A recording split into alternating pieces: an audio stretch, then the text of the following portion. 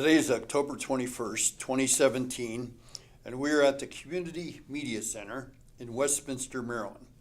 I am Bill Murphy, interviewing Rick Boswell from Westminster, Maryland.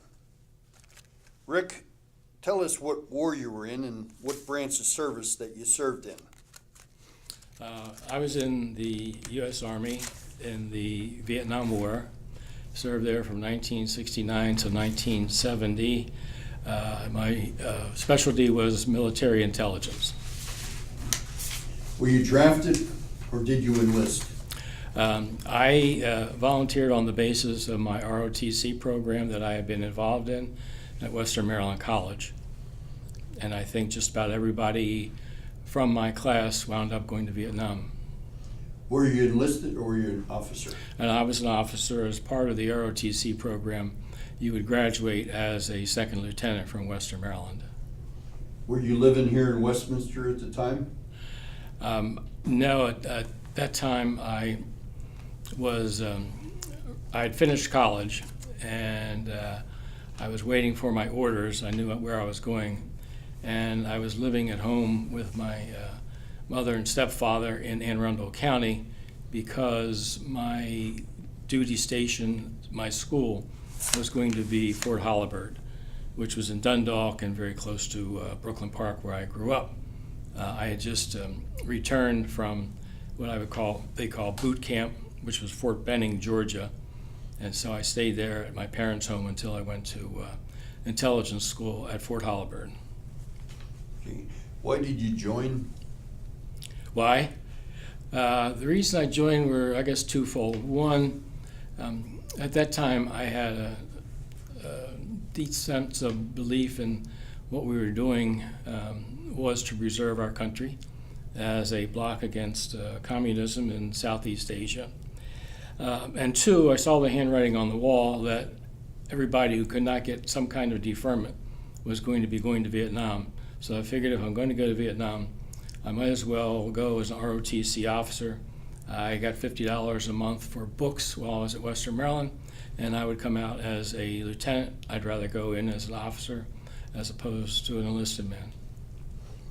Do you recall your first days in service? Yes, the first days in service, as I say, were the basic training in Fort Benning, Georgia. I remember it very well because it was in the late summer, early fall, and we would do what we call practical or field training exercises, FTXs. And I realized that I was going on a mission and we had to live in foxholes for the whole weekend. I started the flu on a Friday, and I came out of the weekend on Sunday quivering and shaking because I had been in a foxhole filled with water the whole weekend. It's a memorable experience. Tell us some more about your boot camp training and experiences. I would say it was a training to develop discipline, which I think I had a good sense of discipline, but having training officers who had been through Vietnam, the drill sergeants, trained you to listen, to act on the spur of the moment. Don't ask questions, just do what we tell you to do. And it was physically demanding, and I think it got me in pretty good shape to go to Vietnam. Do you remember your instructors? Not specifically, no. I don't remember the names. I remember faces, but the names have disappeared in 45 years. How did you get through the basic training that you went through? Just tell us a little bit about it. Well, there was a lot of camaraderie that we relied upon. The term is often used, our band of brothers, and we developed a close relationship. We would do things like Sunday afternoon. I'll never forget, I made a very bad $5 bet with a rather obnoxious second lieutenant from Brooklyn, New York, who bet me there was no way that the Colts would beat the Jets. And I said, I'll give you $5 on that. And I wound up losing $5. So those are the kinds of things we did to take some of the stress off and But in the field, I think it was a reliance upon each other that got us through it. Not only in the basic training, but that's the way we got through in Vietnam. And you served in Vietnam. Did you go to Vietnam? I did. I arrived in April of 1969, and I departed there in April of 1970. I was with a unit called Military Advisory Command Vietnam. We were advisors to a Army of Vietnam. It was a company. We lived on their compound. There were approximately 6 of us, our commander. We had a medic assigned to us, and we had a couple sergeants, and then we had a radio telephone operator, myself, and another infantryman. Where exactly did you go in Vietnam? I served in Long An province in the Binh Phuoc district, BINHPHUOC, Binh Phuoc district, and that was about 35 miles southwest of Saigon. The North Vietnamese used it as a calibrating point crossing from the Parrot's Beak on their road up to Saigon. And so we were often attacked about weekly by mortars and rockets. And to this day, I wake up about 2 a.m. because that's when they seem to always start their rocket attacks. Don't ask me why they like 2 a.m., but they did. And so that's where I served. And the interesting thing was that from the Binh Phuoc district, where we were, from our compound, to the Tan An province headquarters was approximately 6 miles or so. And they officially named that Thunder Road because once you got started, you didn't stop. You drove as fast as you could, because if you had a mine and you're moving fast, the road mine may blow the back end of the Jeep up, but it wouldn't blow up the center of the Jeep. So that became known as Thunder Road, and anybody using it knew that they had to go as fast as they could from Binh Phuoc to Tan An. Do you remember arriving and what it was like in Vietnam? Yes, I remember arriving at I guess that was the Bien Hoa Airport. They were using commercial liners at that time. I think it was Braniff Airlines. And I remember stepping off and saying, wow, it is hot here. The humidity was very high. I guess the temperatures were well into the 90s. We stayed at Tan An, which is provincial headquarters, for a few days before we shipped out to our districts. I went down to my district. I got down there and was welcomed, and I was replacing another lieutenant who was leaving in 18 days. As we called it at that time, if you were less than 30 days, you were a short timer. So he was a short timer, and it was about my 8th or 9th day in country, and I went on a mission with him. Our major commander said to the lieutenant I was replacing, you know, John, you don't have to go on this. You know, you're a short timer. If you're a short timer, you don't have to go on this patrol. Well, he went anyway, and it was probably the most tragic event the whole time I was there, because as we got halfway through, he hit a tripwire on a grenade that was on the dike that went around the rice field, and it basically blew him up, blew his back out. I was scared to death.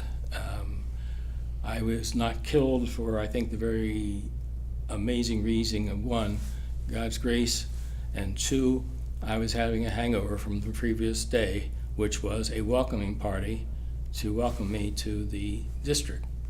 A send-off party for Lieutenant Dupree, who I was replacing. So to save face, you always try to keep up with the locals. You know, if they wanted you to drink some rice wine, you drank rice wine.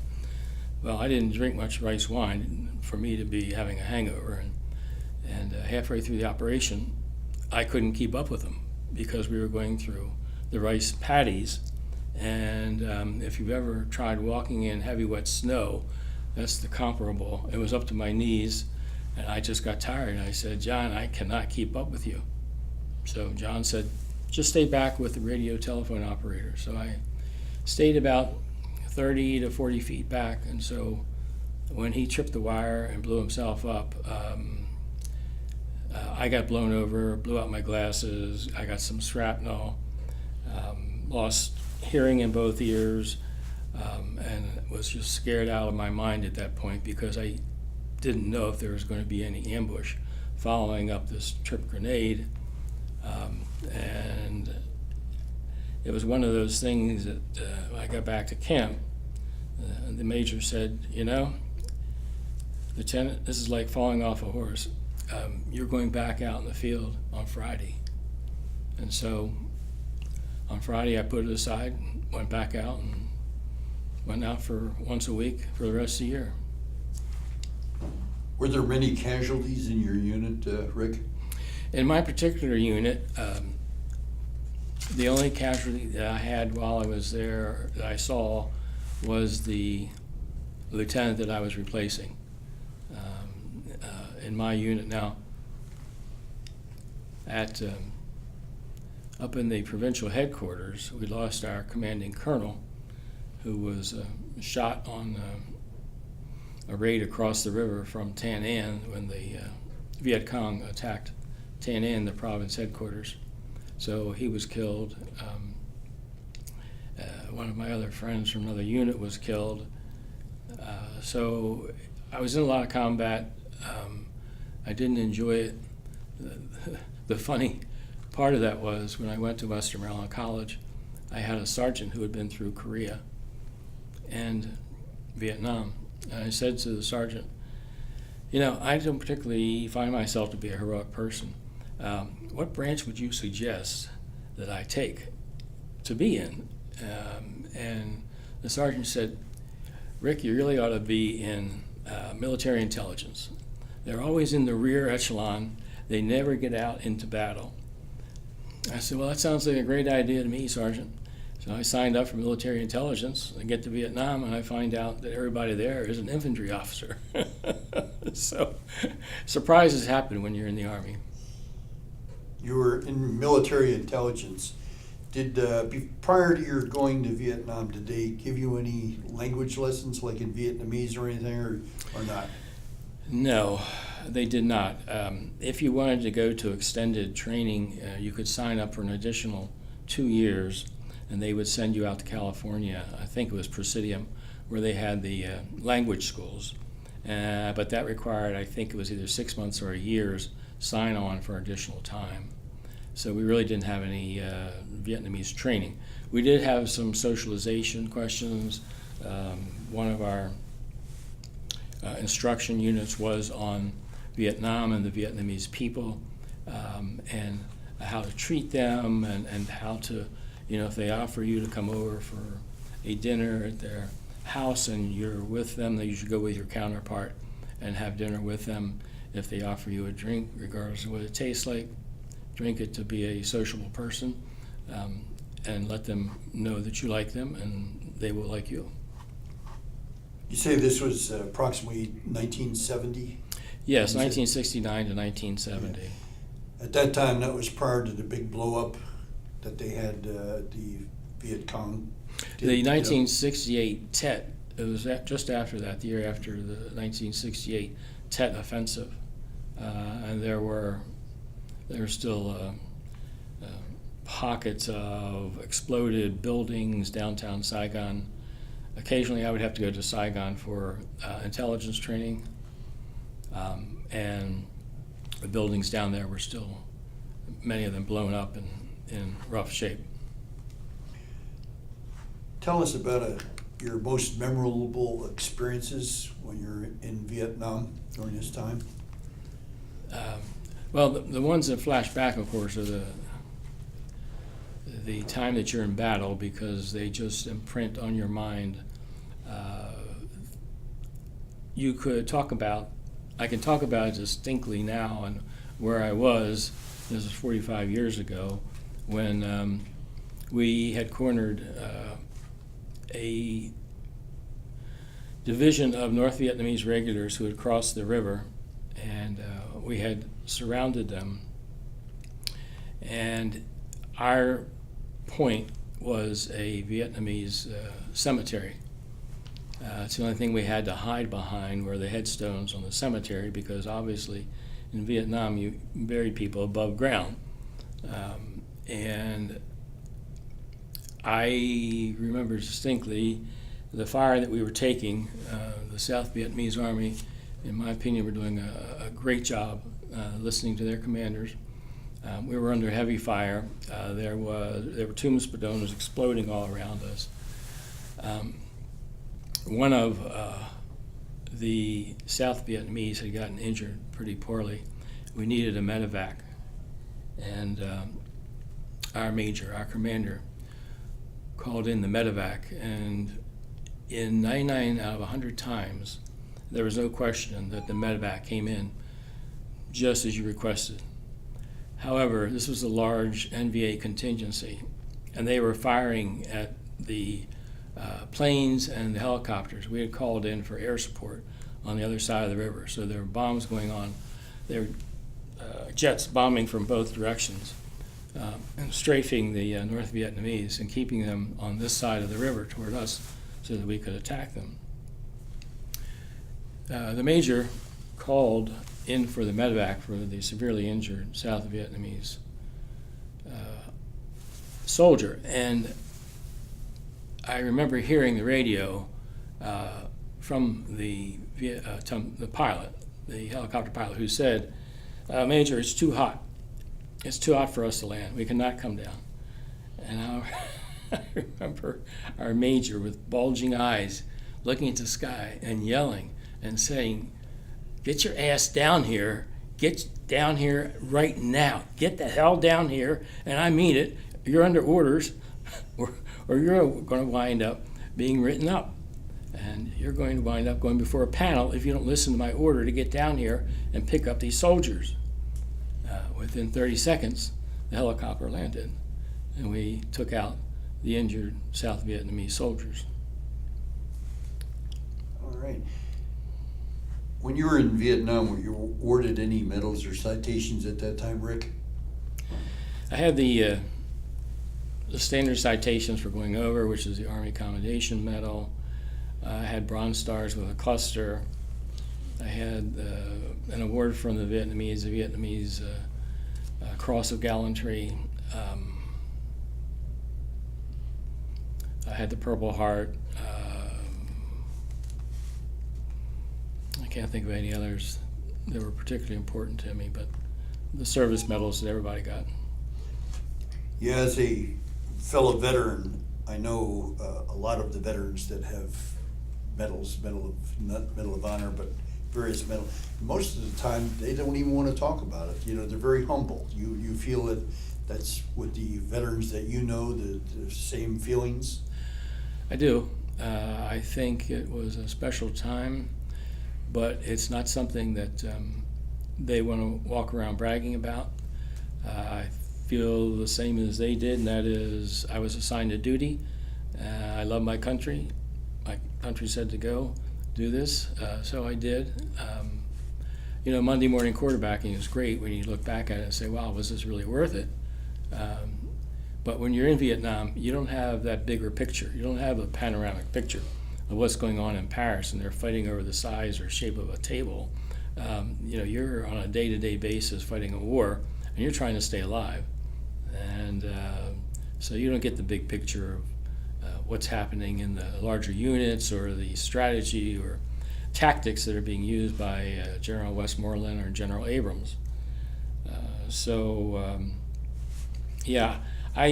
The first 8 or 10 years I really couldn't talk about it. I got very nervous, upset. So when people would ask me questions, I really didn't even want to discuss it. So as the years have gone by, I've found it to be a emotional catharsis to talk about it now and get it out of my system. Well, I was in the Air Force from 63 to 68, and I remember when I was in Germany, and if you would go downtown and you had your military uniform on, they weren't very hospitable to you. Did you find the same thing when you were in the military, when you got out during that time, that it was very bad feelings as far as the military at that time. Yes, no question. When we got home, there were no bands playing, there were no people from the USO or from any military branch welcoming us, no crowds. My parents were there, my fiance was there. That was about the extent of it. It was a very unpopular war at that time in 68, 69. Our country in 68 were going through revolutionary upheavals around the country. And so it was interesting to compare and contrast today's soldiers, and I'm happy for those soldiers who are getting that treatment because they deserve everything that they receive now. But it was a lonesome war for the soldiers who returned from Vietnam, expecting to be thanked by their countrymen for their service, and totally being ignored. In fact, as you say, we were told before we got out that it might be wise if you didn't wear your uniform downtown if you were going into a major city like Baltimore. When I came back to Baltimore. And so we didn't. And I felt rather sad for my country and for myself for what I had done for a year. I put my life on the line, and I come back and everybody ignores you like, why'd you do that? Talking about our experiences today, for example, would you like to talk about the American flag and the NFL controversy? I'd rather stay away from that. Okay. My position is I stand, I put my hand over my heart, I put my hat over my heart. I still love my country as much as I did in 1969, 1970, and always will. I think it's the best country in the world, and I'll never deviate from that position. Yes, sir. How did you stay in contact with your family when you were in Vietnam, Rick? At that time, we stayed in contact by letters that were long sending and long arriving. They were not the fastest moving mode of communication. I did have one opportunity, I think it was around Christmas of '69, to have what they called the Mars radio, and I was able to call home for Christmas and say hello to my family at that time, and that was the only verbal communication I had with them. What was the food like when you were in Vietnam, Rick? The food in Vietnam, we were not, and this is one of the things that I never quite understood about being there. We were there to aid the South Vietnamese, and we were not in the logistical chain of command, so we did not have any food supply.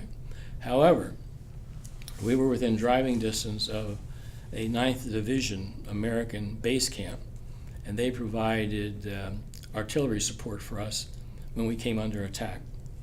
The 9th Division had food supplies, and we got to know their sergeant who was in charge of the food supply.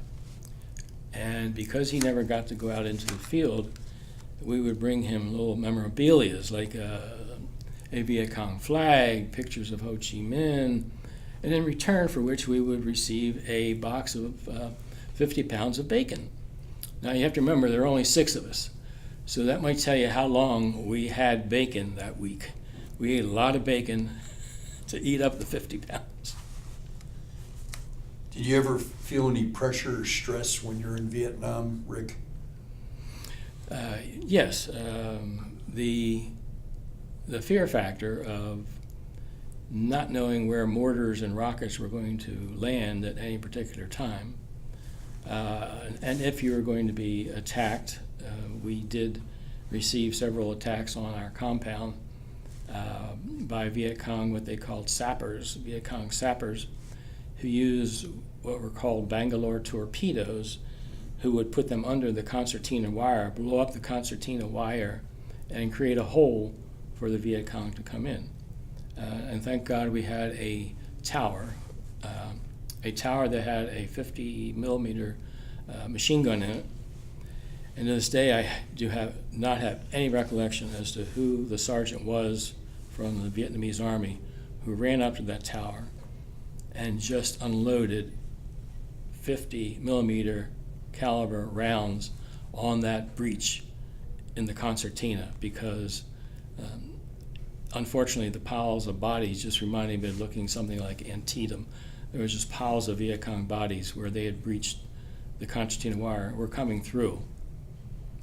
We had retired to a bunker. We had a cement bunker, and as I said to the major, when he said, "Lock the door, close the door, lock it, nobody's to be in," I said, "You know, these rifle openings for us to be able to fire have very limited vision, Major. What if one of the Viet Cong sappers comes through and throws a satchel charge through that hole?" He said, "We're all dead." So, your life sometimes is taken with a sense of humor. When your life's on the line, you have to try to keep it light.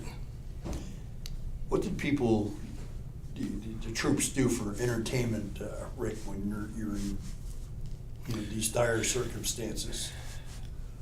We would have movies brought down to us. They would be flown in by, I'm trying to think of the name. It's a CIA contractor who would come in and bring us our pay. They would bring in movies, books, entertainment, and I'll never forget that one of the films was Green Beret. The Green Berets with John Wayne.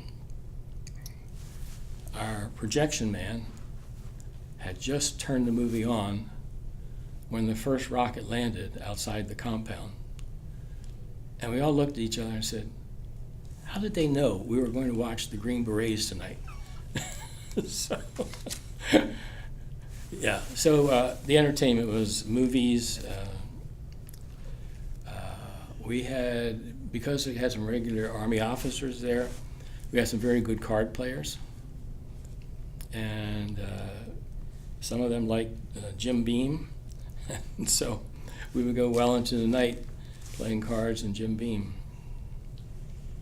What did you do for R&R, rest and recreation, to get away from all this stress that you had with the Vietnamese War? Did you go anywhere? I did. I went to Hawaii for a week, and my fiance came over for a week. We had a delightful time. Kind of hard to go back after a week in Hawaii, but I did, and I survived. But that was a great getaway. During this time, did you have any humors or unusual events that happened when you were in Vietnam, Rick? Well, again, part of the camaraderie was trying to keep things light. I remember one of our intelligence school assignments was to go to Vung Tau, and Vung Tau is a resort on the South China Sea.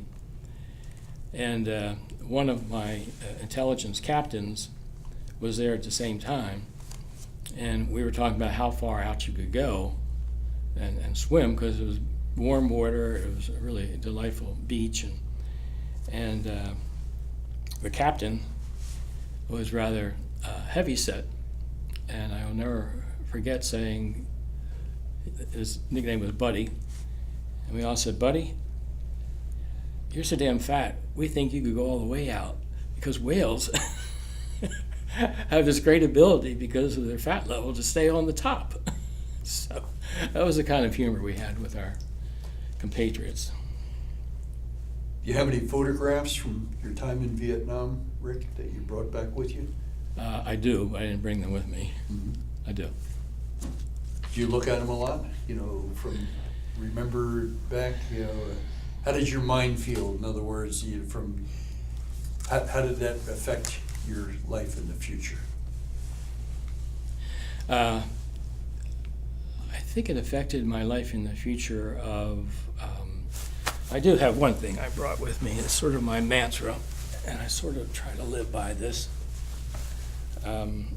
because it's typical of how I try to treat life now that you're out of combat. And I I'd got like you that. to read Yeah. that if you Yeah. would, please. Sure. I was reading this in a VFW magazine, and I looked at this and I said, you know, that's pretty much the way I feel. And what it says is, coming back from a combat situation, like all combat veterans, you promise yourself you'll do this or you'll do that. You don't sweat the small stuff anymore. It changes your life. And so that's what I try to keep in mind on a day-to-day basis, is not getting upset by the little things in life. You know, I'm running late. I don't think I'll ever have a problem with road rage because I can't get into worrying about petty stuff like that. So I try to focus on what's important to me and let the small stuff go.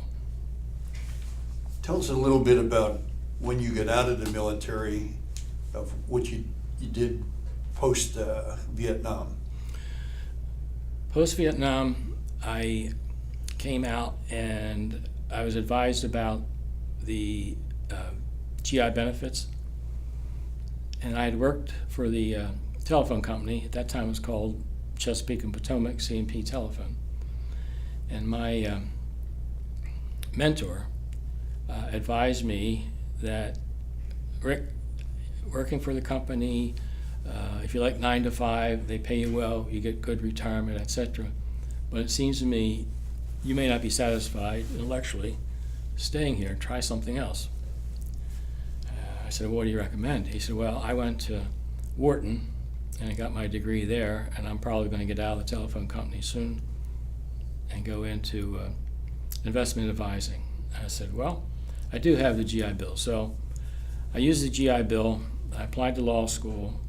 I went to law school at the University of Maryland on the GI Bill, and now I've been practicing law for 43 years, 44 years in December.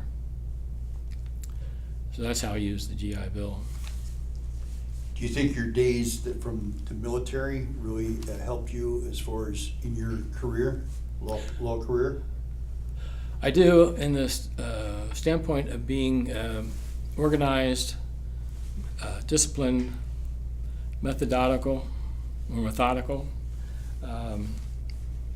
I think on a day-to-day basis as an attorney, if you don't stay on top of your caseload, that you can pay a heavy price for not being organized. And so I think it also helped me to analyze the situation. Being analytical is good in practicing law. And so yes, I'd say my military training was helpful to me. I'm glad I had it. I wish I didn't have to go to war, but I did, and I'm back, thank God. Is there anything you would like to add that we've not covered in this interview, Rick?